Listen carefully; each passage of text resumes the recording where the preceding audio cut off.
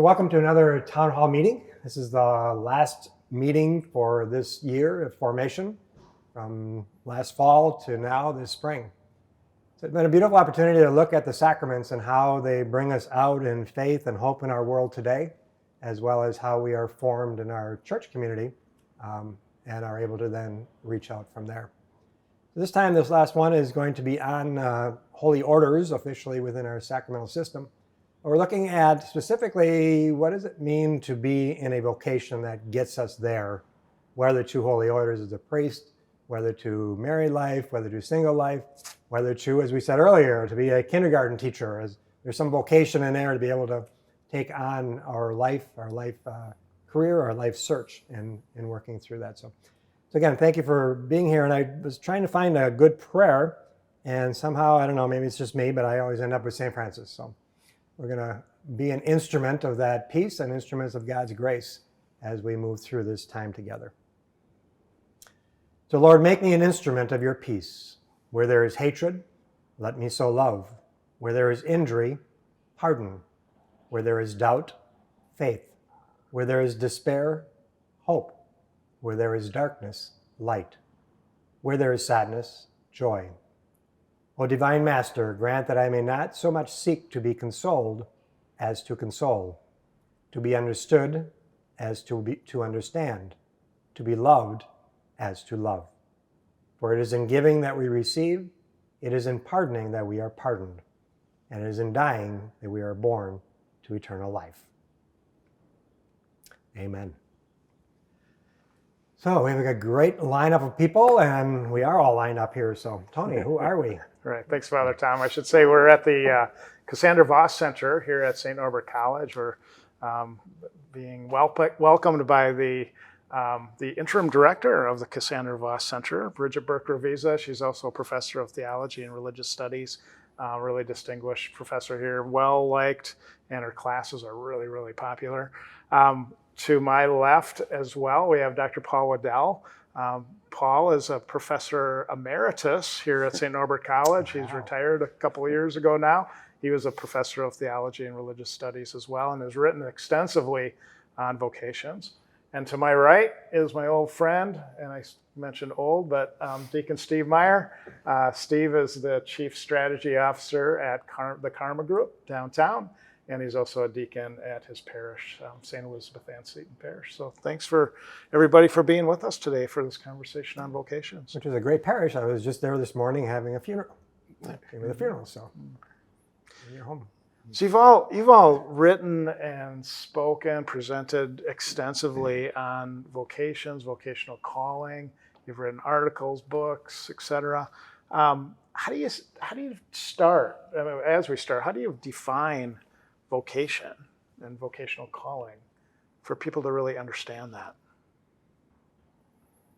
I think the key piece to your question is in the end of it, so people can really understand it. And so I prefer to think like a 12-year-old. It comes more naturally to me. So I'm thinking, how am I going to explain the idea of vocation to a kid in middle school to understand it? And so there's a sense of starting with this reality that you as a human person have gifts, talents, and you are called to use those gifts and talents for in the service of humanity in some way.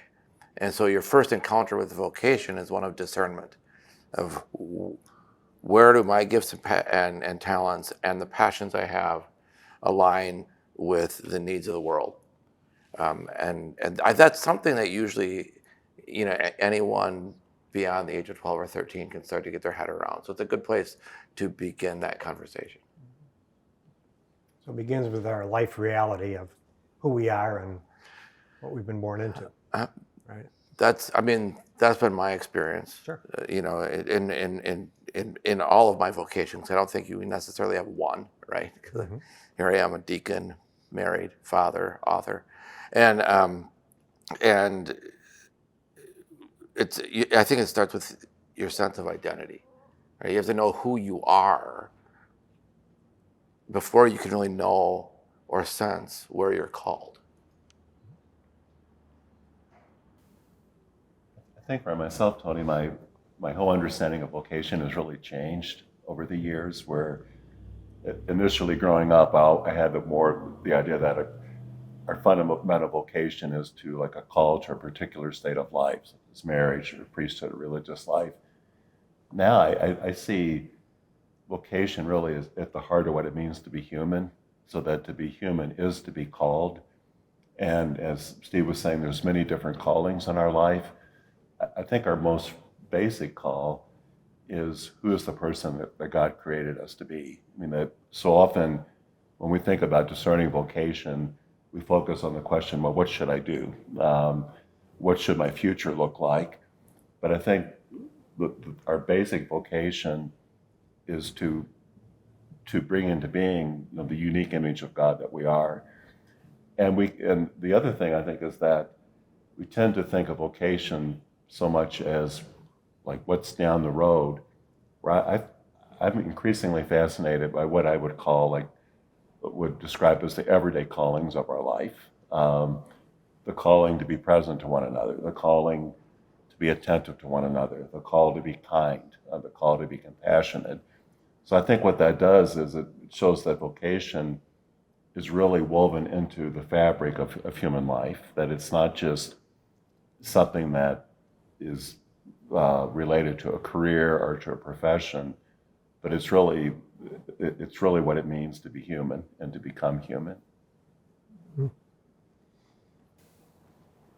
Bridget, anything you want to add to Well, I definition? think both of those ways of thinking about it are really helpful. I think of these kind of maybe layers of vocation that ultimately we're called to be fully human or even called to love. And then we also have more particular kinds of vocations, maybe to certain relationships or to certain kinds of career choices that we might have. Something I would say that Deacon Steve pointed out that's important is sometimes we might be called to something or feel passionately about something, but is that work really necessary? I mean, it also has to be, is it needed? And if it's not needed, then maybe it's not, you know, that could tell you something in your own discernment about where you ought to move. And then I would say there could be even more kind of daily things about where vocation might call us. Like if I'm called to be a parent, then sometimes I have to do things on the daily, like, you know, a chore around the house or things that I don't really feel like making the meals, or I don't really feel like, I mean, this ought to be shared with other family members, but I might not feel like doing that, or I might not feel like grading. But I can understand this as part of a particular thing I do in this broader umbrella of calling. And ultimately that's fulfilling to me, or that's making me better. So I would, you know, piggyback off what Paul says is that our vocation, living it out, always ought to be making more of us and more of our community. I think there are two things there that I think are just brilliant, right? I mean, you know, the contextualization of vocation, right? This idea that context matters, the context in which I am in, and the context in which I'm living it out, and you know, the context of being at home with family. What is my vocation in this context? And the other piece of that, I think, as you were alluding to, Paul, is what I call the vocation of the moment, right? Vocation's like a scary word. And we frighten people away because they automatically think we're going to say, "Are you called to be a priest?" And before they even know who they are as a human person, but that they know every moment, every day, and what is the vocation of the moment that I'm in?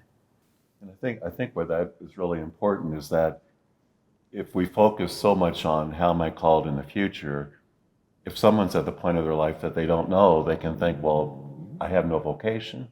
And the benefit of what we're stressing is that even if I don't know what I'm going to be doing 20 years from now, I'm still called today. You know, and like what is life asking of me now? And even I think we could talk of friendship as a kind of vocation. You know, I'm called into this relationship in ways that I'm not with others. So I think what our conversation is kind of pointing to, there's a richness and a breadth to vocation that I don't think we're ordinarily accustomed to that because we've been taught to think of it too narrowly. And I was thinking even for Christians, for the early Christians, to ask them, do you know your vocation, would not make sense.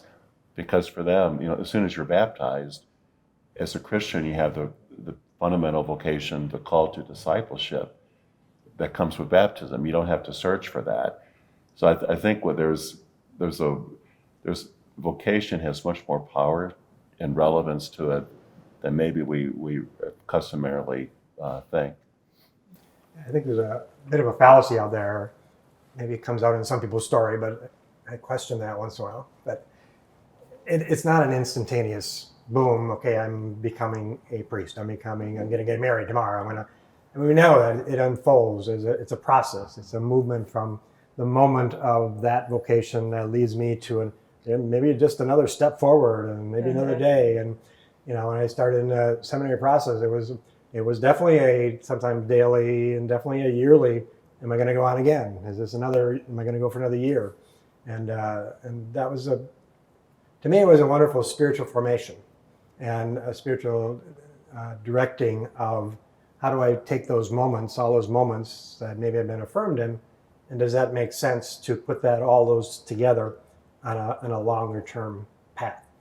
And way back in September, we started with baptism here at our town hall meeting, and again, that's beginning. So how do we put the kind of the spiritual language of the church, as in the sacramental process, as in spiritual direction, as in what are the things the church offers that helps us to move to understand our vocation initially, or as we go along, but also how do we all keep on our vocation? How do we keep fresh through some of the spiritual practice that we offer as church?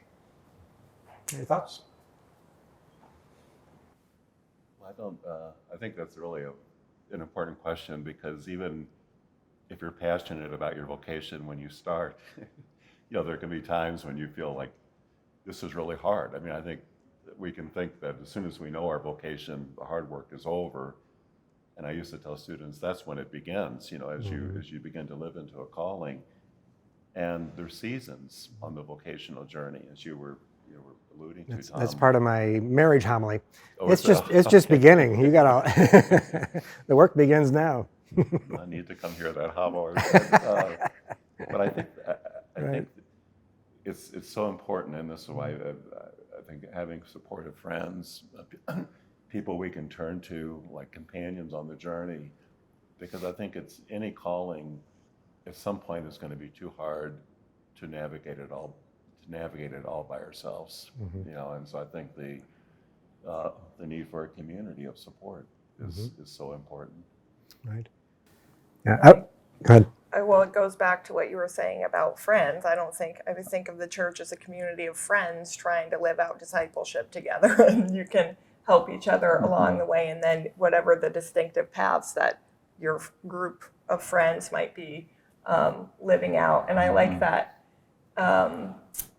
that idea of sometimes it's just about saying yes to one invitation, and then that opens the door to another. So I guess we didn't necessarily use the language of the Holy Spirit when we talked about vocation at the beginning, but I think ultimately it's about the Holy Spirit moving you, right? Directing you. And so part of it is just paying attention to when maybe this isn't working anymore. You might have this is where I need to go now. And then you realize at another point, not maybe just because it's hard, because some forms of vocation do demand sacrifice, but maybe you will get to a point where you say, this isn't making me better. This isn't bearing fruit in the community anymore, and that maybe God's then calling me to something else, and that can be a hard moment too.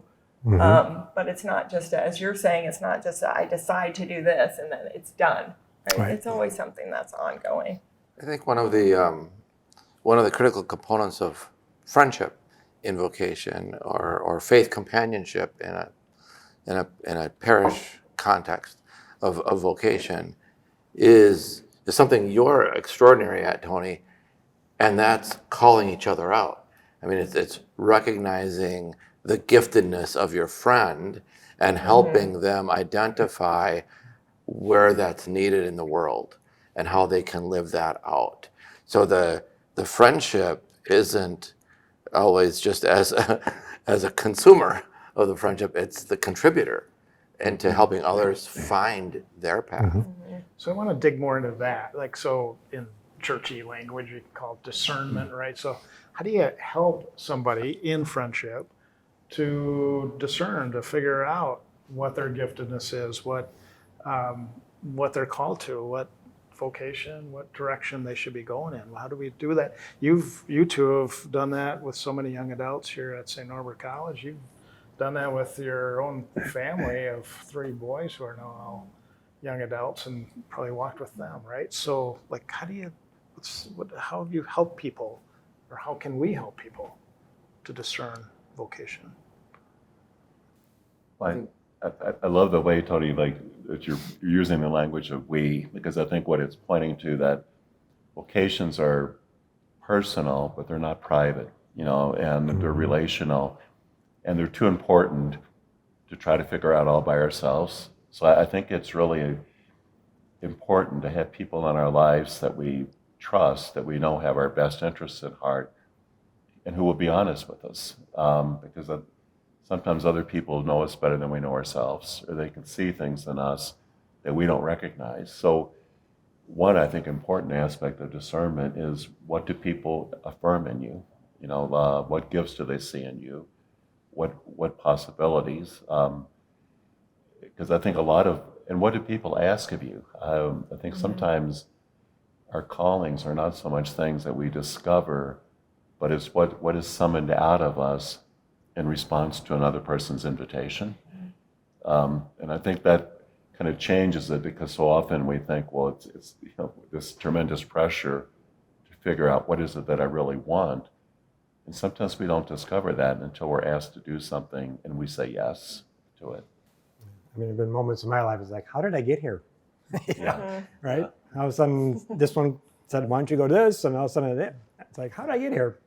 Yeah. And also moments where you're summoned, I love that word, summoned to serve in some way, and you go, yeah, I don't know. I mean, I'm not sure I have what you're asking for, but in so many ways, through encouragement or words of affirmation, somehow you discover that, maybe that person did see something in you to summon that service out of you. Right. And or it grows. Yeah, Again, the Spirit working. sure. And yeah, I was nervous about a bunch of things when I first started out, but as you are in a marriage and other situation, but you kind of grow into it, right? Cutting back to the core of your question, one of the things I heard buried in your inquiry was how do we really help others discern, and the first thing that's popped into my head as you asked that was loving and listening, and listening is just a manifestation of loving, right? But it's coming to the other with pure openness to who you are. We live in a world where we tend to evaluate people based on who we would like them to be, right? Sometimes even our own kids, right? And we have an image that we want them to live up to. And I mean, you had mentioned that I raised 3 boys. I don't think I did. I think I was a stagehand and God raised them. And I just moved furniture around. But it's really, as a parent, I think, or a grandparent, when we're trying to nurture our children, and they're all our children, into a sense of a vocational life, it's accepting the idea that they're already created in God's image and likeness, and I can't improve on that. And I love them and accept them as they are, and I'm a companion with them on that journey, and then listening to them, especially when they're teenagers, not listening to respond to them, but listening to understand them. And when we do that, when we love them openly for who they are, and we listen to really understand who they are, then we're in a position to companion them toward a vocational journey. I think, Bridget, you mentioned a little bit earlier that as we discover a vocation, is it needed? And it just brought to mind the sense of most of us have been involved in some kind of a street ministry or have met some interesting people along the way. A few of them thinking they are Jesus himself or herself, and others thinking that I'm going to be the next pope, but I'm going to be this. And is it helpful? How do we discern between what I feel God is calling me to be? That can be, as you said, I think you mentioned also, it's like it can be a very individual thing, but somehow it has to connect in with what are the needs of the community, what are the needs of the spirit, the larger spirit that is around us. And is there any thoughts on how to discern that, or how does that work into who we can be and being helpful? I think that I don't know if this is a direct response, Tom, to your question, but I think it's really important sometimes, or not, it's important all the time to really listen to what are the deeper messages of our heart. And that's not easy to do because we live surrounded by so much noise and distraction, and we're busy on the run all the time, that I think it's very easy to lose touch with what's going on inside of us in terms of our spiritual life, our interior life. And sometimes we don't want to know, because we're afraid of what the messages of the heart might be. But I think that's important for discerning, is what are there sort of deep down, inclinations of our heart, messages that won't leave us alone. They can be a pretty good indication, I think, of how we might be called. But I think the question of where are we needed, or how can our talents be used to make life better for others? Because otherwise, I think we live in such an individualistic culture that we can think vocation is going to be all about how I succeed. And I think ultimately a vocation calls us out of ourselves in kind of love and service of others, and to recognize that that's fulfilling, to ourselves, but there has to be that relational dimension to it. Right. That's such a critical and important component, I think, because the greatest barrier is a better word, toward growing and understanding vocation, I think, is ego, right? And if I don't have that really deep spiritual practice and discernment process, so that I'm making the decision's the wrong word, but I'm understanding my calling from that place, I'm tempted to make it in my head. I'm tempted to sort of corrupt the message I'm getting so that it conforms with my ego narrative, right? And so what we end up with culturally, I think, is people seeking to get identity from vocation. I want to be a doctor because I want to be a doctor and get that identity, or I want to be a nurse, or I want to be a priest even. I think that it's really difficult to truly discern your vocation if you don't self-identify as someone created in God's own image and likeness, and you want to buy into an ego narrative to recreate yourself in a different image.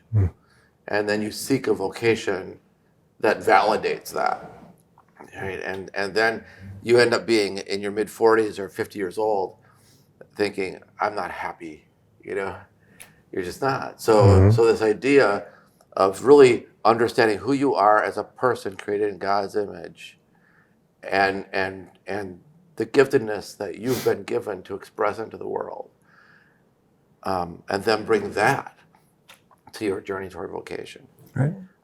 I would think that I know I've experienced this on campus here at St. Norbert when I've been teaching.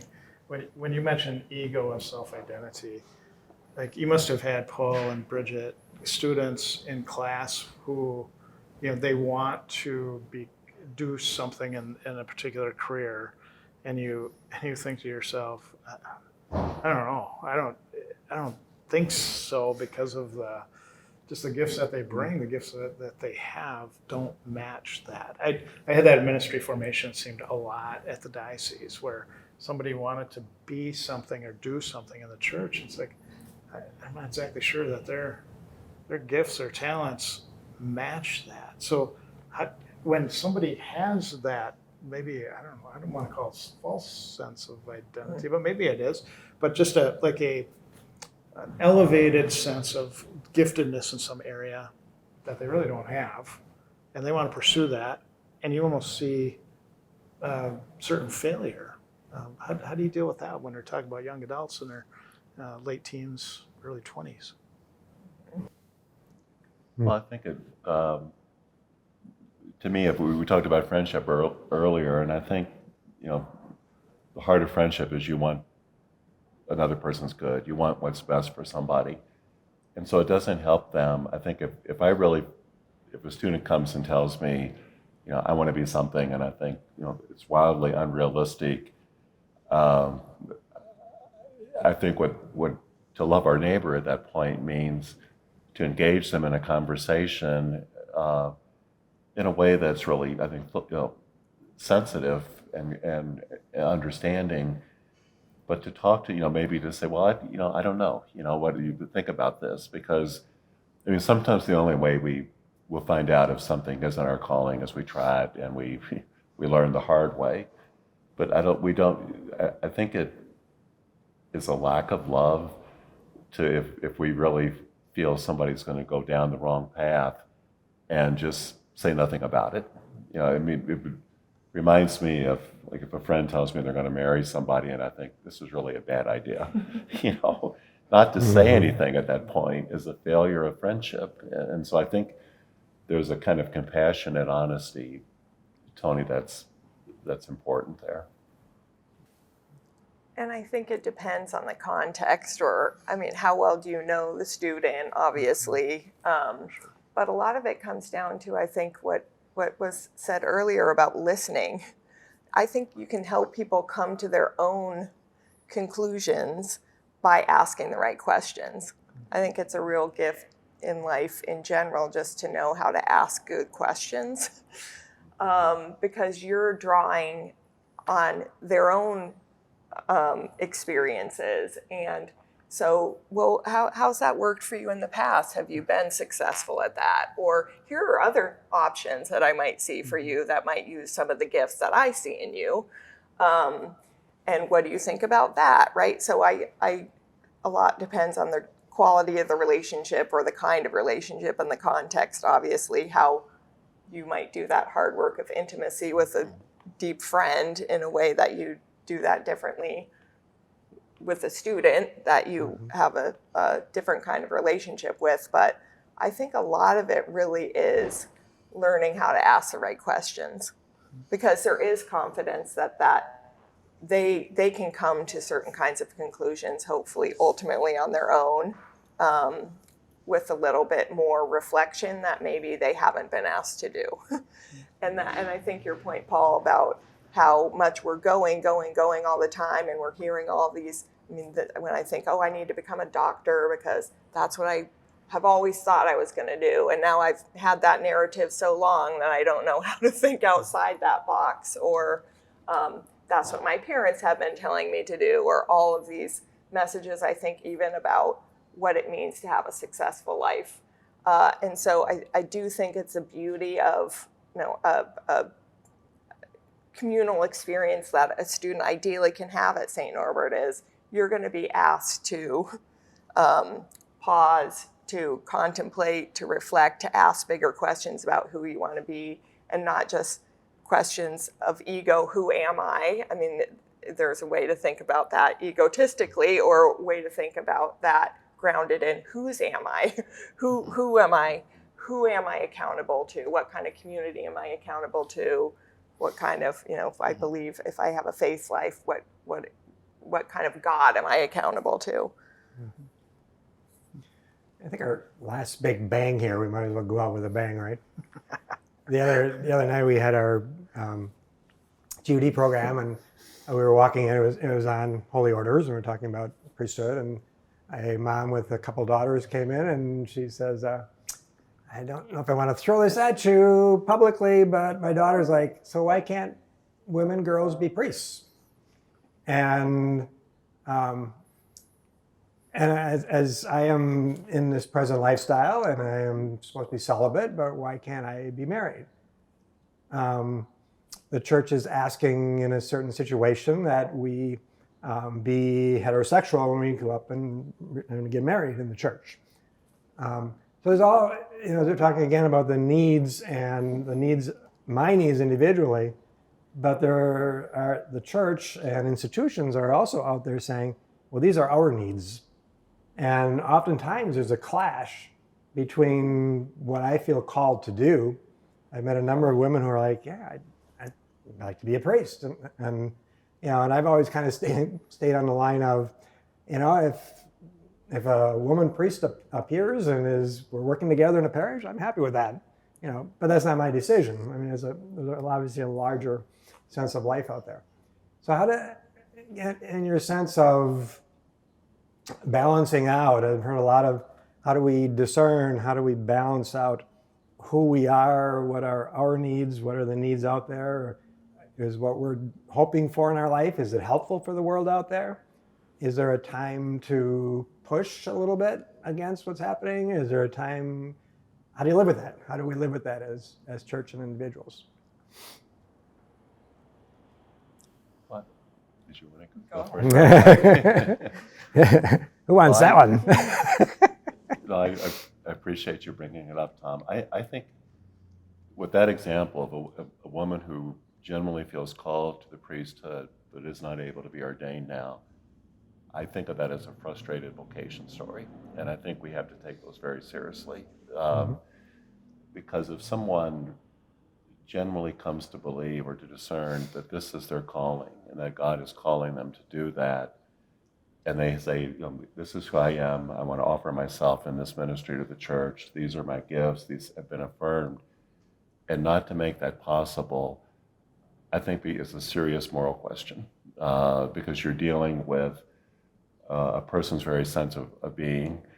So I think we're in a place now where this, I think, is going to become even more of a question of an issue in the church. But I think the church has to listen to that.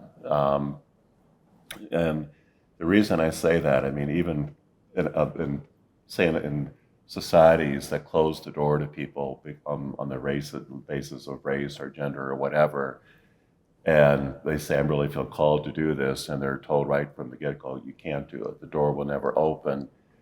I think the community as a whole suffers from that. Because if we think of 1 Corinthians 12, where it talks, we all bring our gift to the community, to share with the community. When that isn't possible, it's not only that the individual suffers, but the community suffers. So I think it's a question of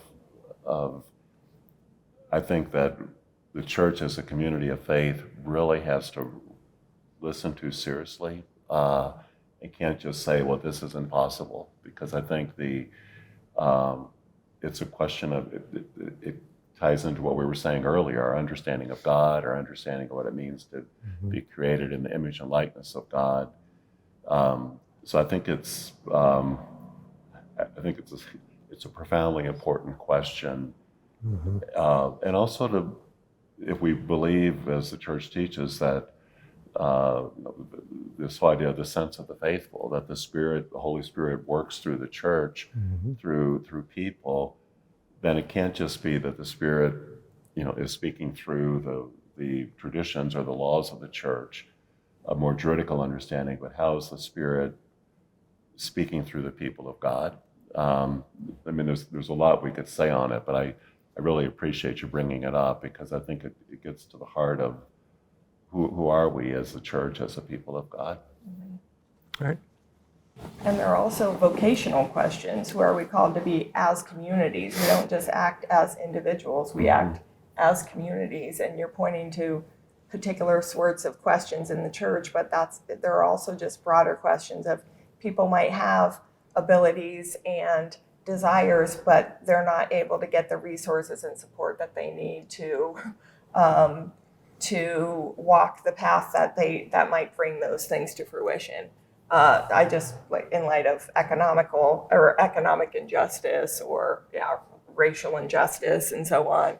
So we also have vocational questions about how do we create just communities? How do we create just structures that include everyone and pay especially attention to those who have maybe not gotten what they need or somehow have been pushed to the margins. We have an obligation in particular to listen to their stories and to take their experiences seriously and listen to those frustrated vocational stories.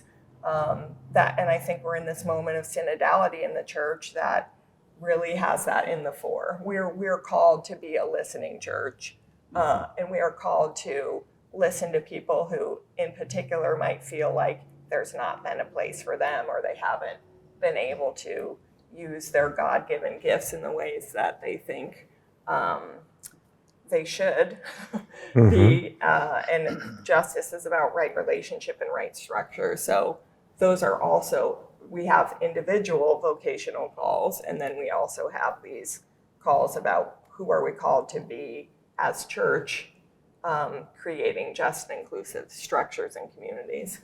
Yeah. Going to answer your question from my angle, I would say I'm a big believer in the Strengths Finder from Gallup, and Gallup says, you are truly living your strengths when you're using your strengths, all of your strengths, as much as possible, all of the time, right?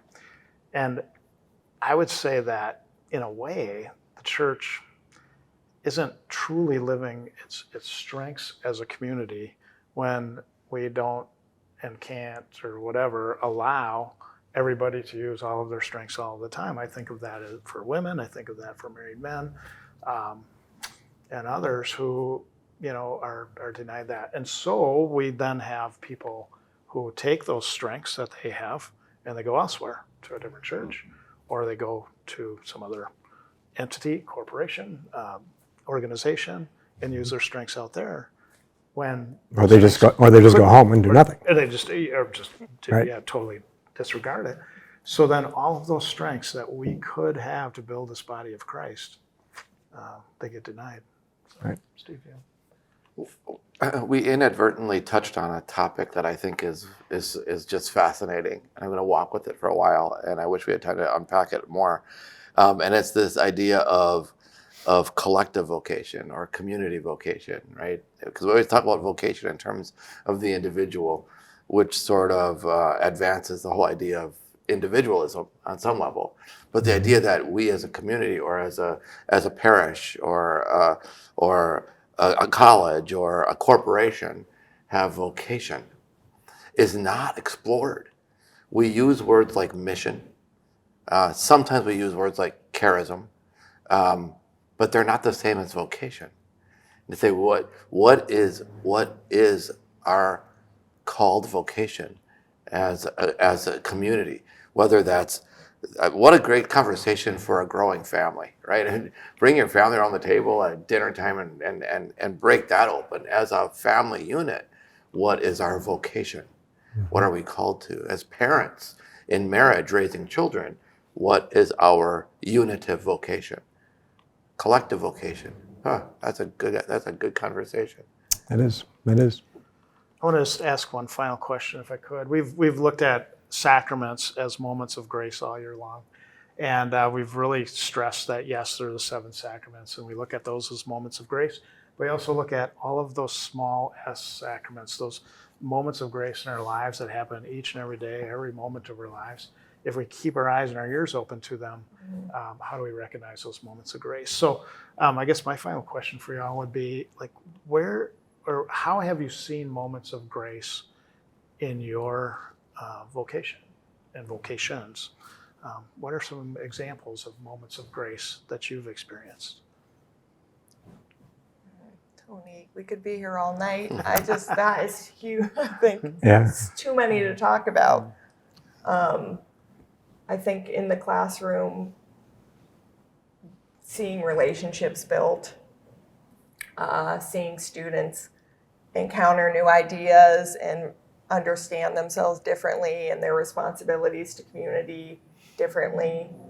I mean, in my family life, I can think about so many daily graces. And to me, more and more, to me, that's my favorite thing about the Catholic tradition is the sacramental vision. And this idea that we can train ourselves to see what's already all around us. And it's such a challenge today, I think, because, well, not to bring everything back always to social media, but I think it is making it more difficult to focus and pay attention and just have our eyes open and ask these important questions and contemplate who we are and how we are called to friendship and different career paths and whatever.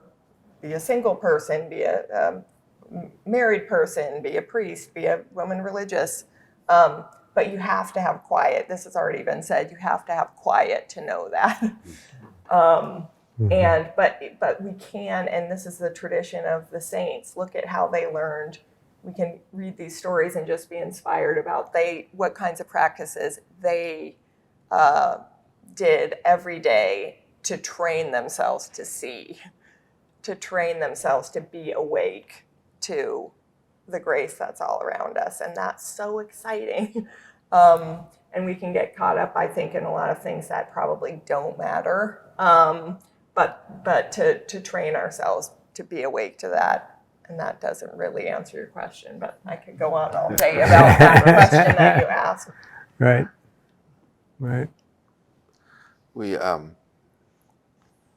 when you live from a spiritual center, right, and you grow into an awareness that all is gift and all is grace. Right? So, but it is a tradition of the saints and the mystics in our own Catholic tradition that have lived a life of just total awareness that, oh my, every breath I take is grace and gift. But that's a spirituality that you have to grow toward. Yeah, I agree completely with what Bridget and Steve were saying. I think if we live from a fundamental stance of gratitude, we'll see graces all around. And one that I was thinking on, what Bridget, when you were talking, that there were graces that happened in the classroom for me when I was teaching, but there were also a lot of graces that happened with my colleagues in theology and religious studies that became lifelines for me. Like you could, one thing you learn in teaching really quickly is not every class goes well, And so if you really had a bad class, I could come up and commiserate with Bridget or with, any other of my colleagues in theology. But what helped a lot, we could get each other laughing.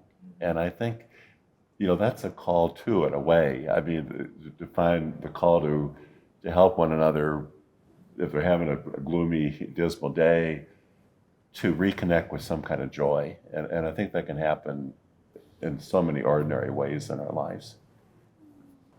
Nice. Yeah.